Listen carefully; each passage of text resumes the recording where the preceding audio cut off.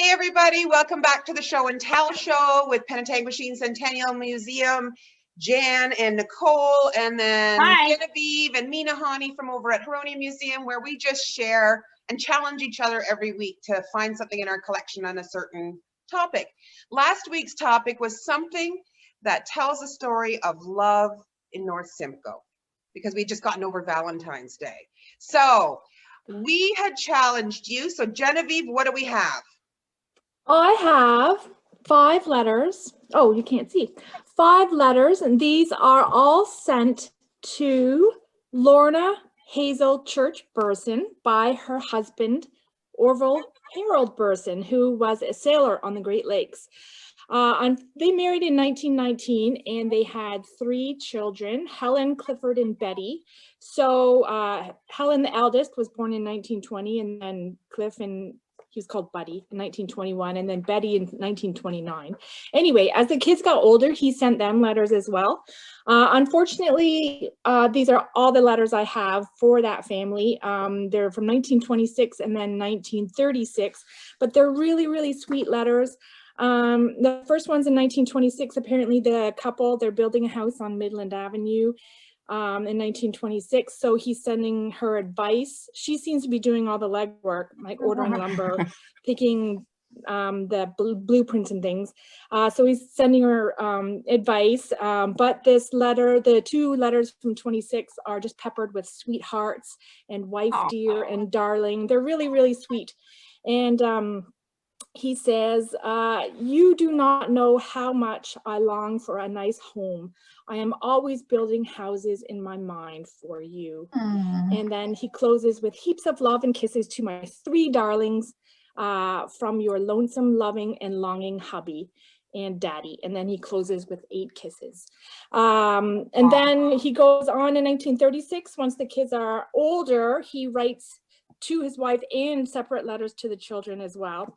They're really sweet. With his son, he talks a lot about his hockey games, the playoffs in Midland, and how proud he is of his performance at the games, and how sad he is that he's not able to watch them. And to the eldest daughter, who's 16, who's just turning 16, he writes in March 1936, March 12th, I would like to send you a present for your birthday, as this is a pretty important birthday for girls. It just seemed really touching, and I don't know, a nice thought for a father for his daughter. It's a really precious. March 14th, he writes something sweet about to his youngest daughter, who's about 5 years old. He's praising her because she wrote her first letter, and he says, Mommy says that you wrote it all on your own. He just seems really proud. I guess the most poignant thing about these letters is the last one seemed to have been sent on March 18th. And 3 days later, he was stationed, or his boat was docked in Chicago, and he drowned. So yeah, it's really, really terrible. It's really, So that's what makes the letters all the more poignant, I guess. So I'm really grateful to have read them. They came with a ton of photographs of the Burson Church and Burley families, and I'm really, really glad that I got to accession them, because they seem like a really, really fun family. They just, the entire family. They're all from Midland, and they just seem to have had a lot of fun. Thank you to the donor for those. That's a lovely story. Sad at the end. Sad. It is.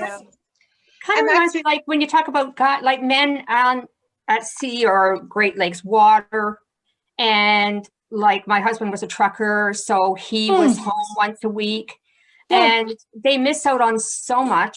They do. And their children mean so much to them, and they really cherish the time they have with them. And so that's, it's a sad ending, but yeah, I can kind of see the perspective, like I can relate to. That's interesting. Yeah, that it continues on today. So yes. Wow. And you know, it's really true love if you build something with your partner, like a closet organizer or anything, and you still love them afterwards. That's right. because that is like a true test of a relationship, in my opinion. Anyway. Okay, one day we'll see your closet organizer, will we? With my shoes from 1982, by the way, I didn't have them, Jan, last week. I did find a sweater from the 90s, which was epic. Anyway. Fabulous. What have you got, Pentatang Machine Centennial?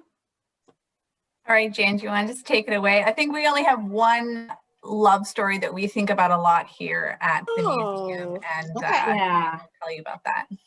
So our love story begins back in probably the 1880s, and it is the love story of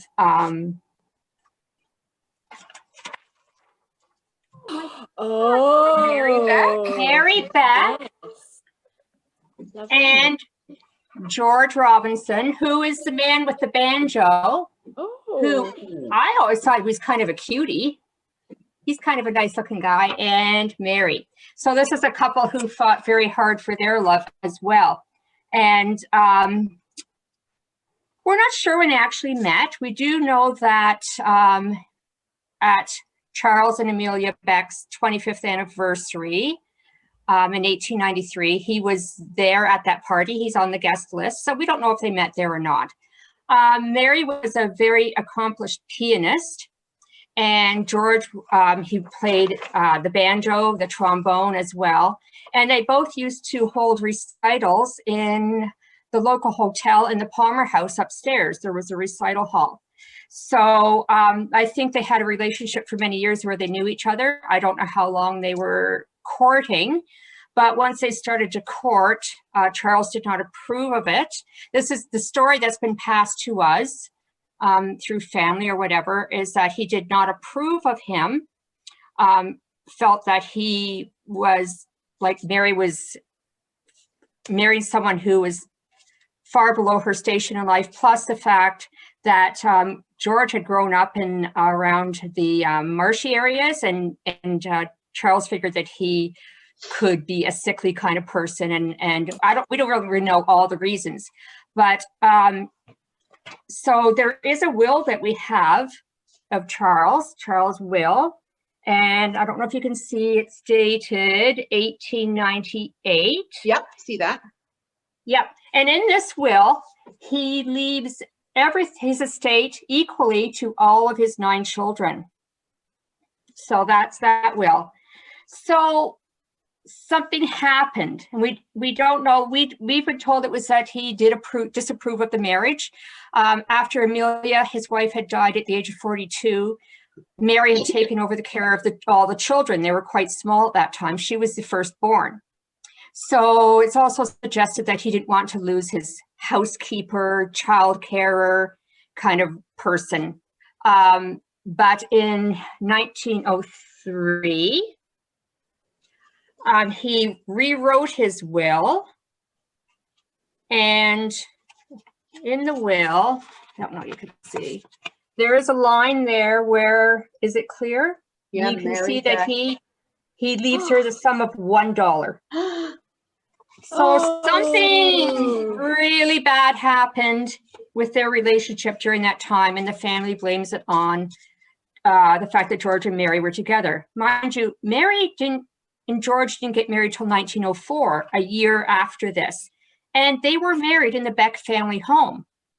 So that puts another kind of spin on it. So if he really disapproved of the marriage, why on earth were they married in the family home?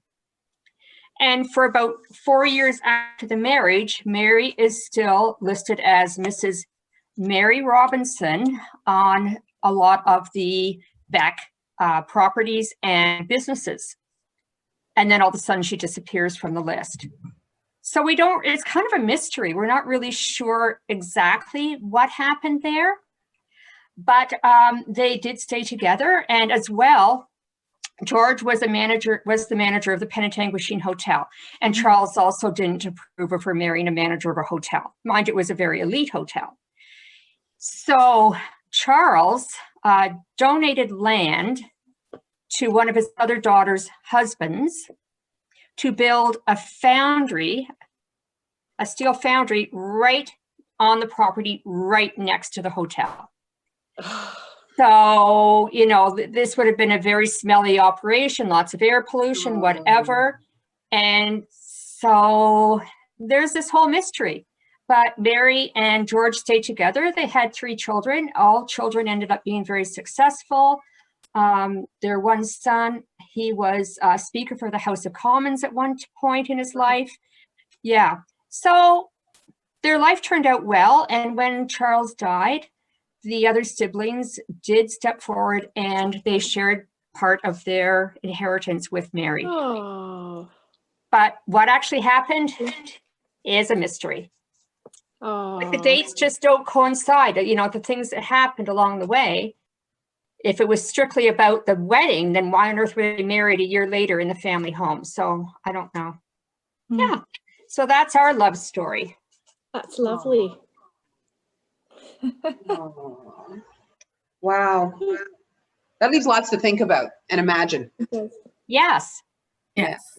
And it was something that we heard all the stories, but then as we were working here, because it's the Beck General Store here, so we do have a lot of artifacts, we started looking and finding all these things, like finding, you know, newspaper articles about the wedding and seeing that where it was located and seeing the actual physical, you know, wills and everything. Documents, and yeah. To see some of it did line up, you know, with what we heard, and some of it, it's like, oh, we still need to know more. Yeah, there's a lot, like family dynamics. That's always something you have to guess at. It doesn't always make it into the documents. Or, I mean, did his wife pressure him to allow Mary to be married at the house? Well, she had already passed away so many years before. She passed away at age 42. And it was 13 years that Mary stayed and took care of the children. So it was 13 years. Right. She didn't marry until she was in her, very early 40s, I think. Wow. Yeah, because she was born in 1869 and they didn't get married until 1904. So in her 30s. Late 30s? Yeah, like 35. Yeah. Okay, 35. But that's older for that time frame. I mean, she stayed a long time to help with those children. Yeah, she even went on a European tour with Charles Beck that was intended to be, Charles was intended that to be his wife, but she passed away before he went back to Germany and on a European trip all over, I think, to brag about his riches. Yeah.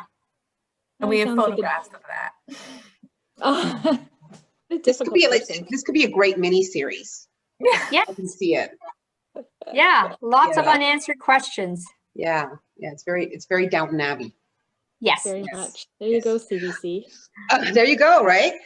What's our challenge for next week? It's your turn to challenge us. All right, so our challenge for next week. So as we know, things are starting to open up again. People maybe can start getting a haircut again if they want to, but I know a lot of people have had COVID hair for a while.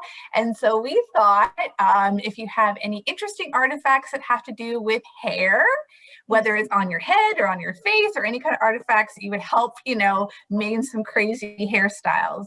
That's what the theme for next week would be. Yes, and I have seen some crazy hair stuff in museums.